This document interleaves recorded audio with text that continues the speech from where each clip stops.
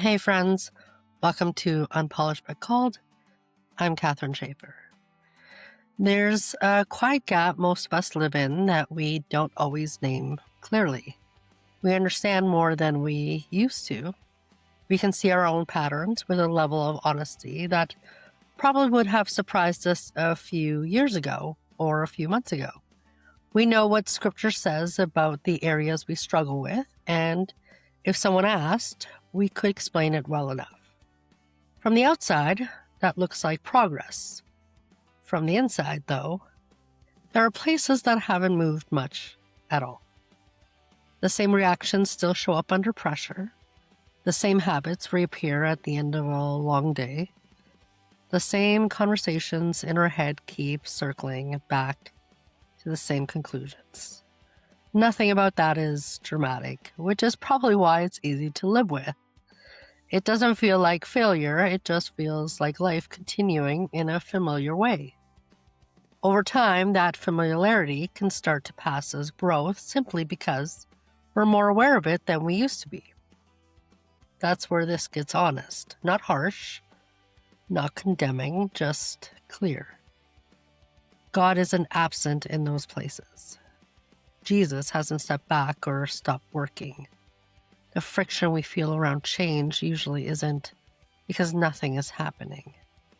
It's because something is being asked of us that we don't naturally want to give. Change tends to touch things we've learned to rely on, even if those things aren't good for us. Letting them go isn't complicated in theory, but it's costly in practice. So instead of forcing this into a motivational moment, we're just going to look at it for what it is. The places where understanding has grown, but obedience hasn't caught up yet. The patterns that feel normal because they've been with us for a long time. The quiet reality that transformation is slower and more intentional than we tend to admit. It's possible to be very clear on what's true and still live in a way that doesn't reflect it.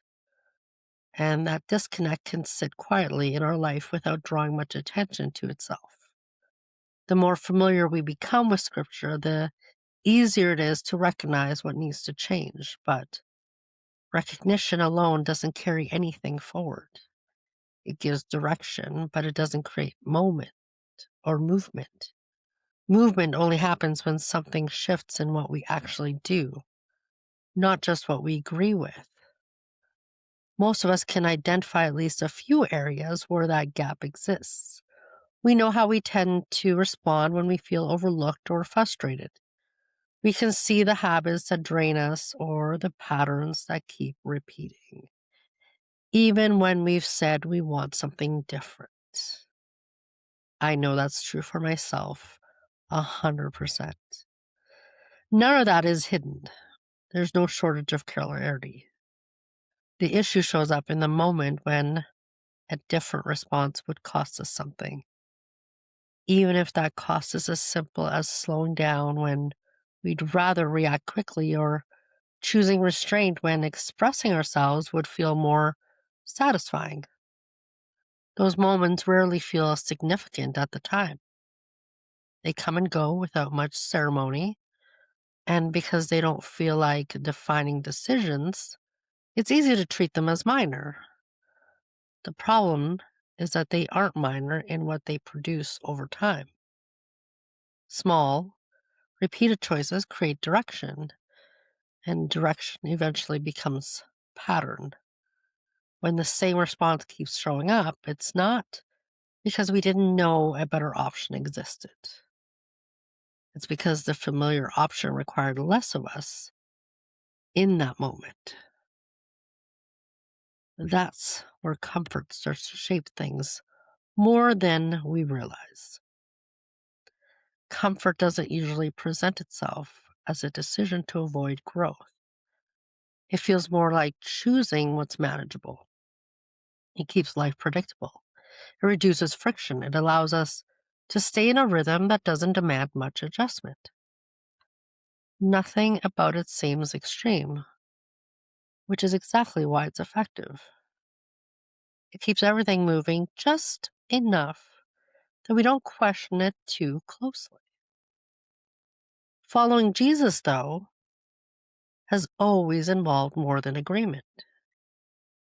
When he called people to follow him, it wasn't an invitation to simply understand his teaching. It was a call to reorder their lives around it. That kind of change is specific. It reaches into how we respond, how we handle pressure, how we let go of things that have become normal to us. None of that happens by accident. It happens in moments where we choose something different, even when that choice feels inconvenient or uncomfortable. That's the point where friction shows up, and it's easy to misread that friction as a problem. It feels easier to assume something is off when change doesn't come naturally. In reality, friction is often the sign that something is actually being formed. It's the tension between what we've always done and what we're being invited into. Avoiding that tension keeps things smooth in the short term, but it also keeps everything the same. Time on its own doesn't resolve that. Patterns don't fade because we've become more aware of them. They shift when our responses shift. And that only happens when we're willing to follow through in the small moments that don't seem important enough to matter. Those moments are where obedience either takes root or gets postponed again. That's why it can feel like years pass without much changing in certain areas. It isn't because growth is impossible. It's because the decisions that would move things forward keep getting delayed in favor of what feels easier in the moment. Nothing about that feels dramatic, which is why it's easy to live with. It just keeps things exactly where they are. Looking at that honestly doesn't mean something is broken beyond repair. It simply means we're seeing the situation clearly. Jesus doesn't call us into change to make things harder for the sake of it. He calls us into it because it leads somewhere better than where we've been. The invitation is still there in every small moment where we have the chance to respond differently. What we do with those moments is what eventually shapes whether things stay the same or begin to move. What tends to get in the way at that point isn't confusion, it's hesitation. There's a pause that happens right before change would actually take place. And that pause is where everything gets decided. It's not loud.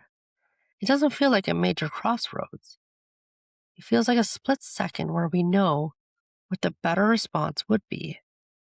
And at the same time, we can feel how much easier it would be to just do what we've always done. And that moment doesn't look important from the outside. But internally, it carries weight because it's where intention either turns into action or quietly fades back into habit.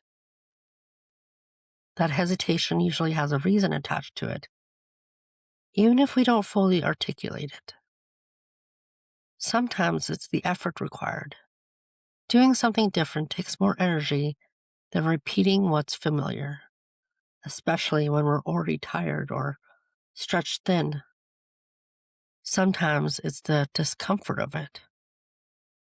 A different response can feel awkward, unnatural, or even a little exposed, like we're stepping outside of who we've been for a long time. Other times it's the loss of something we've come to rely on, even if that thing isn't actually good for us. Letting go of a pattern can feel like giving up a coping mechanism. a sense of control or a way of protecting ourselves. None of those reasons sound dramatic.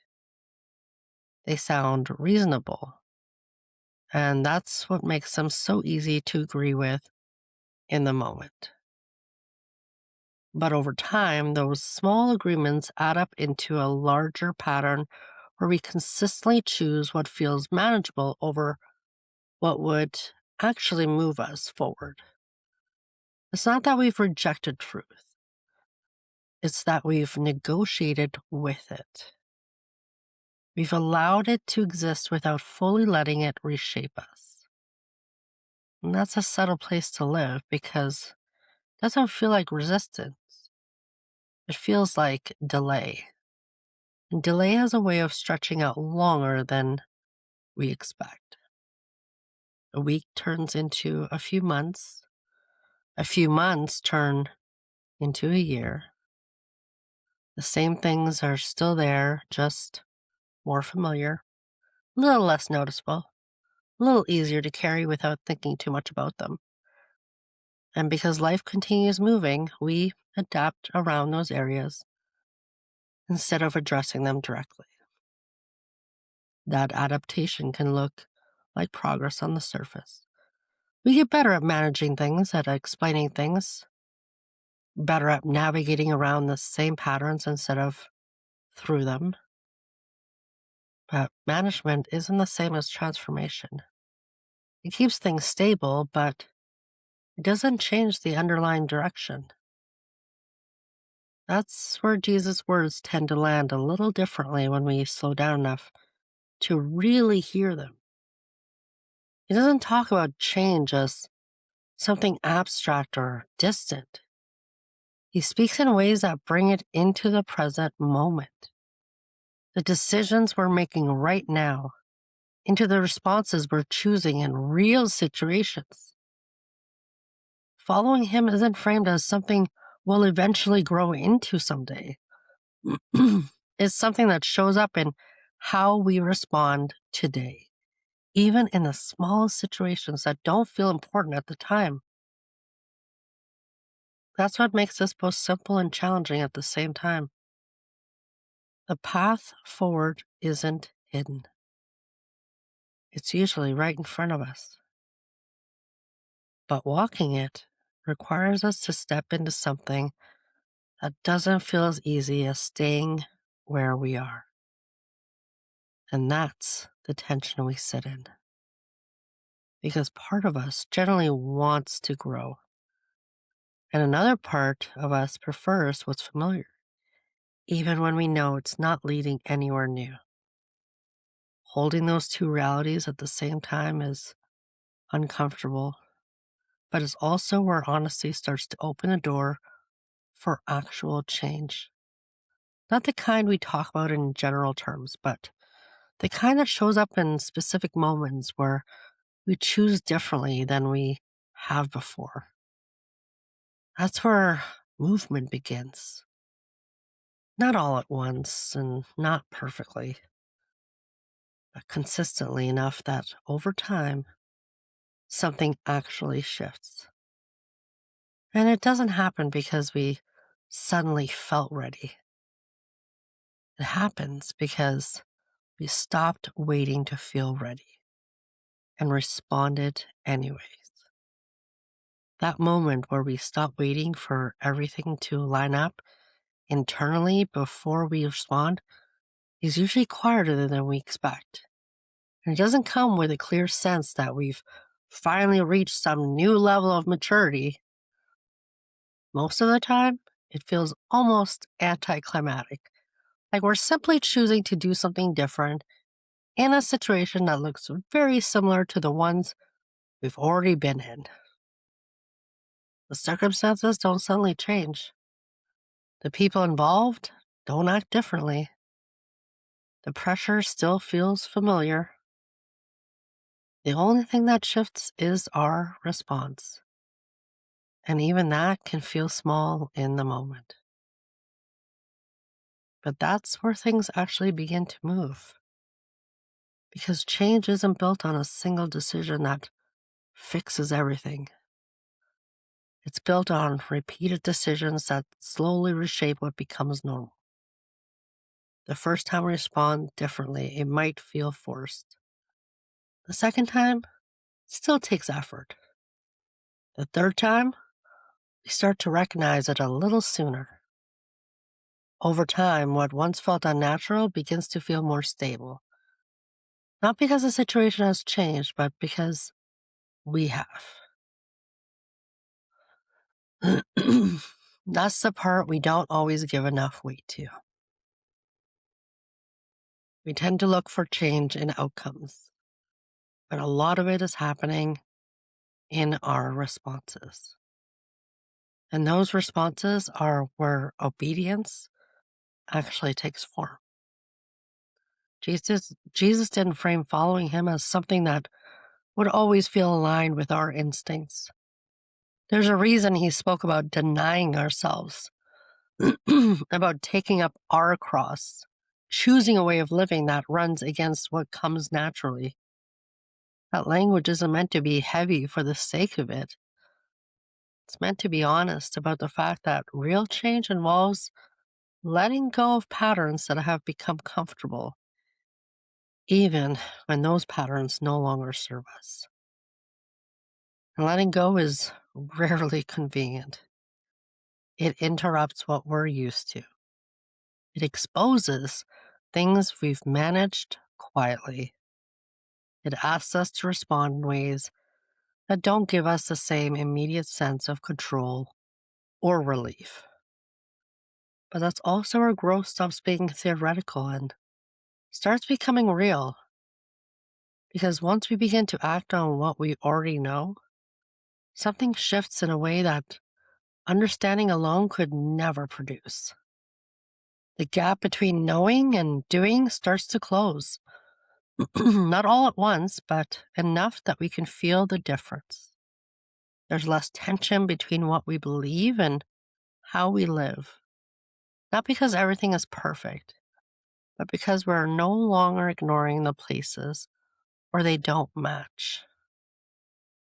That alignment brings a different kind of clarity. Not the kind that answers every question, but the kind that steadies us. We're no longer trying to figure out what we should be doing in a general sense. We're responding to what's right in front of us, one situation at a time, and that simplicity removes a lot of the noise that used to complicate things. It also changes how we experience those areas that used to feel stuck. Instead of seeing them as something we failed to fix, we start to recognize them as places where we're actively choosing a different direction. Even if that direction still feels new, the pattern may not be completely gone, but it's no longer untouched. Something has shifted, and that shift continues to build with each decision that follows. That's how transformation actually takes shape. Slowly, intentionally, through decisions that don't feel significant enough to define anything, but end up defining more than we realize. And the more we step into that process, the less appealing the old patterns start to feel. Not because they disappear overnight, but because we've experienced something better.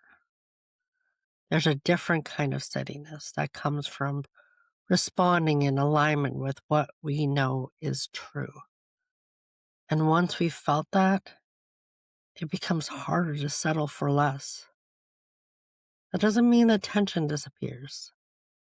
There are still moments where the easier option is right there, where the familiar response would feel more natural, where the cost of doing something different is still present.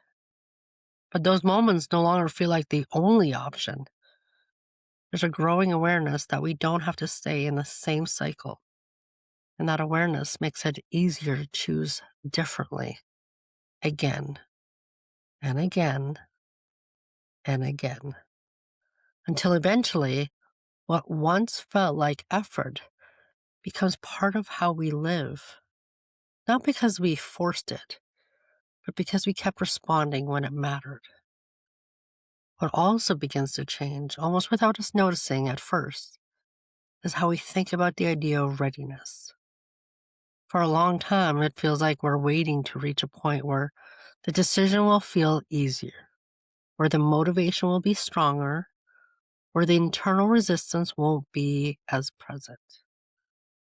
There's this assumption that eventually we'll arrive at a place where obedience feels natural enough that it won't require as much effort. But that moment rarely comes in the way we expect. More often, what changes is not the feeling, but our willingness to move forward without it. We stop treating readiness as a requirement and start treating it as something that follows obedience instead of preceding it. It's a subtle shift, but it changes everything. Because now we're not waiting for the perfect internal condition before we act. We're responding based on what we know is right, even if it still feels uncomfortable. That kind of response builds something over time. Not just better habits, but a deeper trust in God.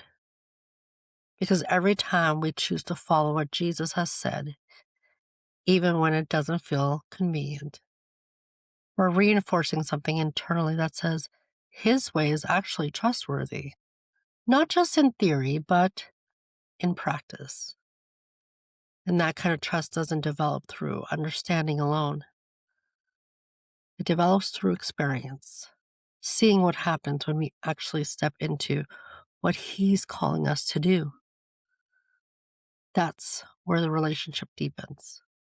Not in the moments where everything feels clear and easy, but in the ones where we choose to follow anyways. And that's also where we begin to see that the cost we were hesitant about at the beginning isn't as one-sided as it seemed. Yes, we give something up. Yes, we let go of patterns that felt familiar. But in their place, something more stable starts to form.